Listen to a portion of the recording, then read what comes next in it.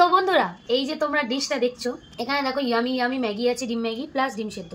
আজকে সকালের ব্রেকফাস্ট আমার হেলদি প্লাস আনহেলদি দুটো মিক্স আপ আছে। ঠিক এই খাবারের মতোই আমাদের লাইফে ওরকম, ঠিক আছে? আমাদের লাইফে কিছু হেলদি পার্সন থাকে, আবার কিছু আনহেলদি পার্সনও থাকে। মানে যেমন ধরে নাও, আমাদের যারা ক্ষতি করে, ভালো চায় না, হিংসা করে, মানে আমাদের লাইফে উপযুক্ত না, তারা আনহেলদি। আর যারা হচ্ছে তোমার আমাদের কাজে, বিপদে আপদে আমাদের কাজে আসে বা আমাদের ভালো চায়, ঠিক আছে, কোনো হিংসা টিংসা করে না, তারা কিন্তু হেলদি মানুষ।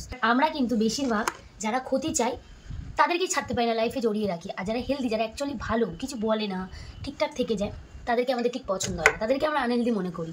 ঠিক ম্যাগির মতো, ম্যাগি এত আনহেলদি, তার সত্ত্বেও একে এত ভালোবাসি না, যত ভাবি একে দূরে করে দেবো লাইফ থেকে, এ ছোটো ছোটো লাইফে চলে আসে। আর ডিম সেদ্ধ অত ভালো লাগে না, কিন্তু হেলদি তো, ওই জন্য মুখে স্বাদ লাগে না।